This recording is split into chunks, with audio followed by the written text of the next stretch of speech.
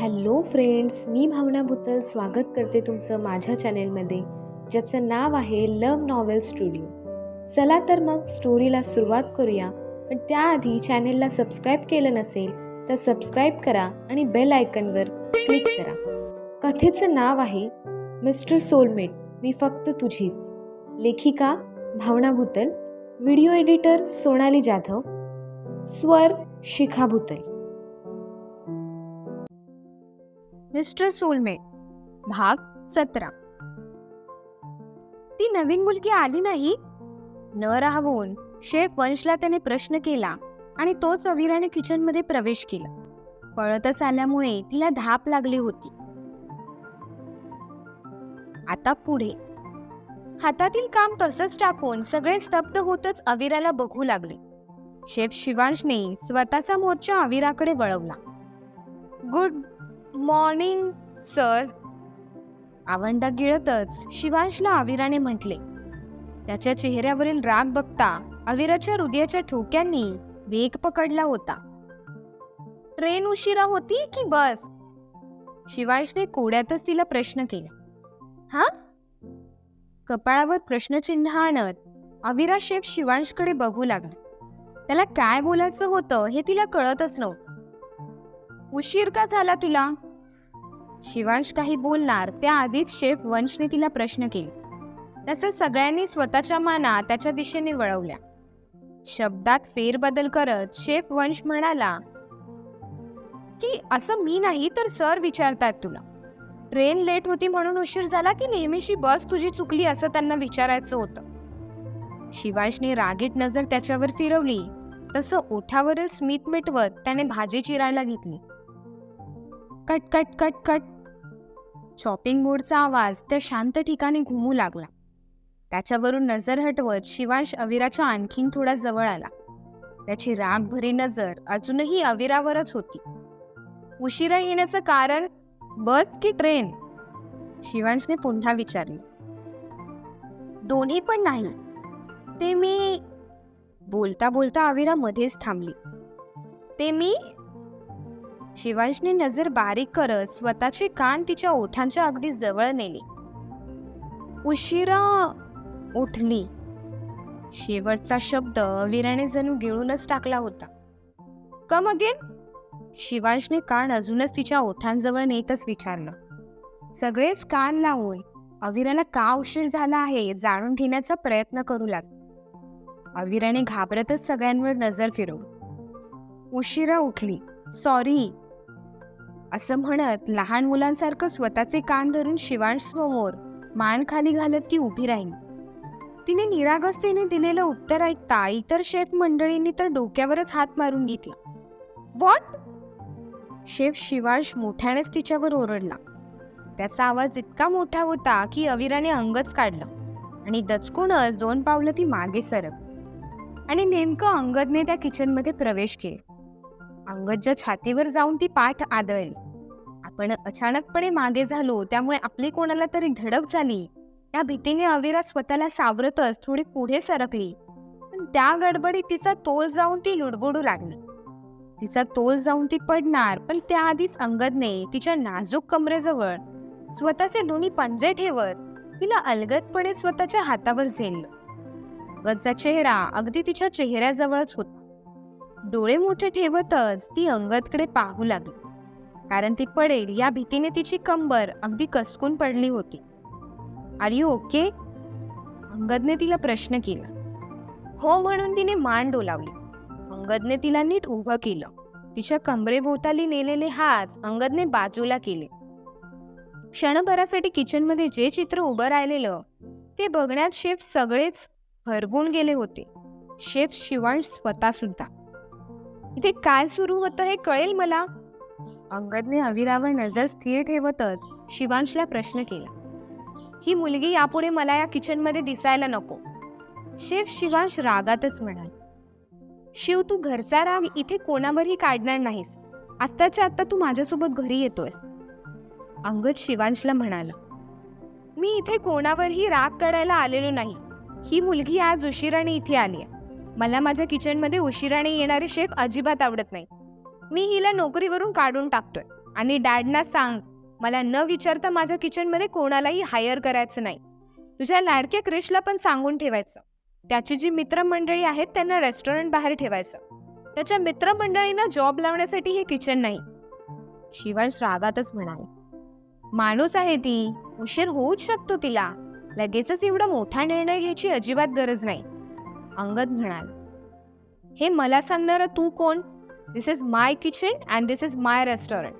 इथे कोण राहणार आणि कोण नाही हे सगळं मी ठरवणार, तू नाही. तिच्यासारख्या मुली मला माझ्या किचनमध्ये अजिबात आवडत नाही. कारण असल्या मुलींना मी खूप चांगल्या पद्धतीने ओळखतो. स्वतःच्या सौंदर्याच्या जाळ्यात श्रीमंत मुलांना ओढायचं, गरिबासारखं रडून दाखवायचं, साधेभोळेपणाचे आ मांडले की समोरचा आपल्या जाळ्यात अडकतो असा विचार करून चांगला मासा बघून त्याच्यावर जाळं फेकायचं. गोड बोलून स्वतःचं काम काढून घ्यायचं आणि काम झालं की जाळ्यासकट माणसाला फेकून द्यायचं. शिवांश रागातच म्हणाला, शिवांश सर, तुम्ही समजतायत असल्यातली मुलगी मी नाही. मान्य आहे मला उशीर झाला आणि त्यासाठी मी माझी चूक मान्य करून तुम्हाला कान धरून सॉरी सुद्धा म्हटले आहे. तुम्ही माझ्या त्या सॉरी म्हणण्याचा तुमच्या अँगलने जो विचार करत आहात तो चुकीचा आहे. माझी मजबुरी म्हणून मी इथे जॉब करते आणि मी माझ्या गरजा स्वतः पण पूर्ण करू शकते. त्यासाठी मला कोणालाही माझ्या जाळ्यात ओढायची गरज नाही. अविरा रडतच शिवांशला बोलली. शिवांश तिला पुढे काही बोलणार त्याआधीच तिने किचनमधून काढता पाय घेतला. मला ना वाटलंच होतं तू असंच काहीतरी करशील. घरातले वाद घरातच मिटवून निघत जातो. असे इथे येऊन निष्पाप लोकांवर त्याचा राग काढायची गरज तुला अजिबातच नाही. या हॉटेलचा आणि सोबतच रेस्टॉरंटचा मालक या नात्याने मी हे सांगतोय तुला. सो माझं एका शब्दात ऐकायचं. प्रत्येक मुली तुला तुझी एक्सच का दिसते हेच कळत नाही मला. नॉनसेन्स. स्वतःच्या भावाला थोडीशी समज देत अंगद अविराला शोधतच किचन बाहेर पडला. किचनला लागून असलेल्या रूममध्येच अविरा होती. अविरा ॲप्रनची व्यवस्थितपणे घडी करून जिथून तिने काढलं होतं तिथे ठेवत होती. ते पुन्हा घालून तू किचनमध्ये जाऊ शकतेस.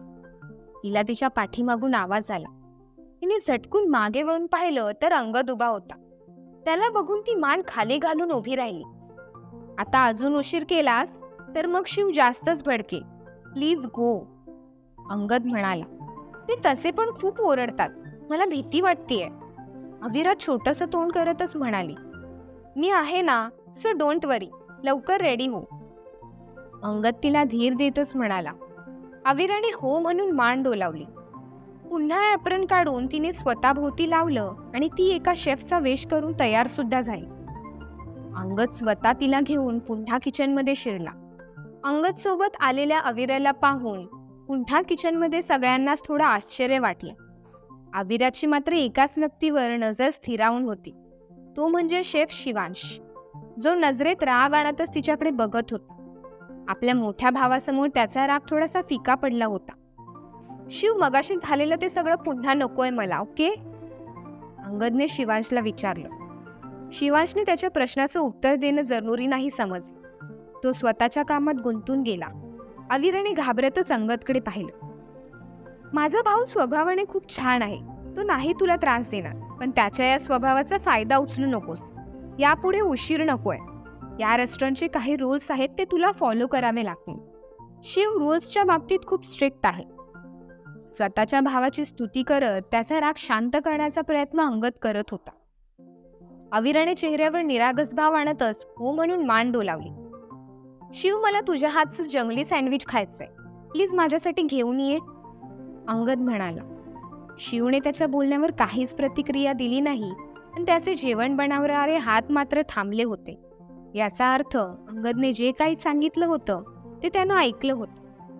गाईज, आज सुद्धा खूप मोठे गेस्ट येणार आहेत, सो बेस्ट ऑफ लक आणि हार्डवर्कची गरज आहे. माझ्या भावाला त्रास देऊ नका, ओके? अंगदने असं म्हणताच सगळ्यांनी ओके म्हणून त्याला उत्तर दिलं. अंगद तिथून बाहेर पडला तसं शिवांशने रागभरी नजर अविरावर टाकली. ती मात्र छोटंसं तोंड करून त्याच्याकडे बघत होती. अविरा, तू डो पीठ मळण्याची मशीनजवळ उभी राहून फ्रिक्वेन्सी चेक कर. शेफ वंश म्हणाला.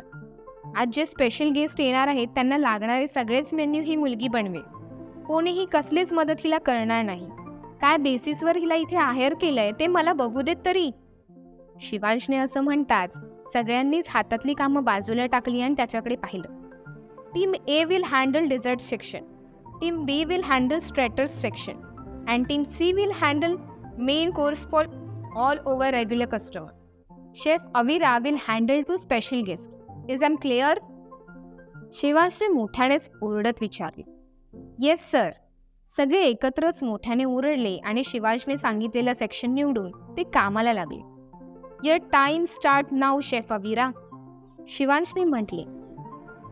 अविराने गडबडीतच किचनमध्ये अडकवलेली मेन्यू लिस्ट हातात घेतली आणि त्यात लिहिलेली आजच्या गेस्टची मेन्यू लिस्ट वाचू लागली. इटालियन आणि मेक्सिको डिशचे कॉम्बिनेशन होतं त्यात. 4-5 इंडियन पदार्थांची यादी सुद्धा त्यात होती. शिवांश अविराच्या चेहऱ्याचे भाव बघत होता. त्याला वाटलं पदार्थांची लांबलचक यादी बघून अविरा स्वतः हा जॉब सोडून इथून निघून जाईल, पण अविराच्या चेहऱ्यावर त्याला प्रसन्नतेचे भाव दिसले. पदार्थांची यादी बघता ती थोडी सुद्धा डगमगली नाही. डोळे मिटून तिने खोल श्वास घेतला. हात जोडून शेगडीच्या पाया पडून ती कामाला लागली. तिच्या अशा वागण्याने शिवांशचं मन थोडंसं जिंकून गेलं. तिच्यावरून त्याची नजर हटतच नव्हती. स्वतःचं काम सोडून तो तिला एकटक न्याहाळत होता. शेफ रवीने शेफ राकेशला हातकोपर मारत वंशकडे बघायला सांगितलं. दोघेही एकटक कुठे बघतायत हे बघून शेफ वंश सुद्धा त्या दिशेने बघू लागला. पसंत पडलेली दिसते या हिटलरला. शेफ मंडळींची आपापसात कुजबूज सुरू झाली. सर मी सँडविच बनवायला घेऊ? शेफ वंशने शिवांशला लागलेली तंद्री दूर करतच विचारलं.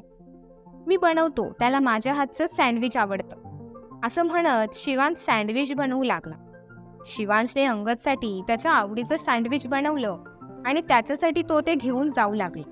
पण किचन बाहेर पडण्याआधी त्याने सगळ्यांना चेतावणी दिली. कोणीही तिला मदत करणार नाही. सगळ्यांनी हो म्हणून माना डोलावल्या. पण जसा शिवांश किचन बाहेर पडला तसं शेफ रवीने किचन आतून लॉक करून घेतलं. तू वेडी आहेस? उशिरा उठली हे रिझल्ट कोण देतं? शेफ मृणाल तिच्या जवळ येतच म्हणाली. म्हणूनच उशीर झाला ना मला. मी विसरून गेले की जॉबला लागलीये. रात्री अलाराम पण न लावता झोपली. त्यात रात्री झोपायला पण उशीर झाला ना. परत नाही होणार असं. सॉरी. अविरा स्वतःचे दोन्ही कान धरत सगळ्यांना सॉरी बोलू लागली. शेफ अविरा, तुला सगळ्यांना सॉरी बोलायची गरज नाही आणि नेहमी खरं उत्तर द्यायची सुद्धा गरज नाही, शेफ रवी म्हणाला. मला खोटं बोलायला नाही येत. मी खोटं बोलायला गेली की माझी बोबडीच वळते. शब्दच सुचत नाही आणि त्यात समोरच्याने उलट प्रश्न केला की मग तर माझं कल्याणच, अविरा म्हणाली. शेफ राकेश, तो सायको यायच्या आत हिला त्या वेजेस कट करून दे. शेफ मृणाल, सॉसेस रेडी करून ठेव. शेफ रवी, पास्ता आणि नूडल्स बॉईल करून घे. कम ऑन फास्ट, शेफ वंश म्हणाला. तसे सगळे पटापट शेफ वंशच्या हुकुमानुसार कामाला लागले. एखादा पिक्चर 4 पट स्पीडने पळवल्यावर जे चित्रीकरण नजरेसमोर दिसतं तसं अविराला तिच्या नजरेसमोरील चित्र दिसू लागलं. पापण्यांची मंद हालचाल करत अविरा ते चित्र पाहू लागली. तू पण काम कर. एवढ्या रेसिपी एकटीने बनवणं अशक्य आहे, शेफ वंश म्हणाला. तसं अविरा ती जे काम करत होती त्या कामाला लागली. इथे शिवांश अंगदच्या रूममध्ये आला. आय एम सॉरी, अंगद शिवांशला म्हणाला. शिवांशने त्याच्यासाठी आणलेलं सँडविच टीपॉयवर ठेवलं आणि तो तिथून निघून जाऊ लागला. आय एम सॉरी शिव, अंगदने त्याला अडवतच विचारलं. शिवांशने रागातच अंगदला स्वतःपासून दूर लोटलं. अंगदचा तोल गेला आणि तो बेडवर पडला. शिव, किती राग करतोयस? अंगद रागातच ओरडला. तुला किचनमधील स्टाफची एवढी दया कधीपासून यायला लागली? कधीही किचनमध्ये न पाऊल ठेवणारा तू कालपासून सारखाच किचनमध्ये यायला लागलास. प्रेमात वगैरे आहेस की काय त्या आविराच्या? त्या 1.5-2 दमडीच्या मुलीसाठी तू सगळ्यांसमोर मला सुनावतोयस, शिवांश रागातच म्हणाल. तू चुकीचं वागलास म्हणून तुला सुनावलं मी. तू वेगळा अर्थ नको काढूस, शिवांशपासून स्वतःची नजर लपवतच अंगद उत्तरला. मी तिला माझ्या किचनमध्ये नाही म्हणजे नाहीच ठेवणार, अंगदला खुन्नस देत शिवांश म्हणाला. असं केलंस तर आपलं हॉटेल बंद करायची वेळ येईल तुझ्यावर. ती कोण आहे हे माहिती नाही तुला, म्हणून असा ॲटिट्यूड आहे तुझा, अंगद कोड्यातच म्हणाले. कोण आहे ती? शिवांशने विचारलं. कोण आहे अविरा आणि तिचं खरं अस्तित्व काय आहे? अंगदच मिस्टर सोलमेट नाही ना? कळेलच पुढील भागात. धन्यवाद.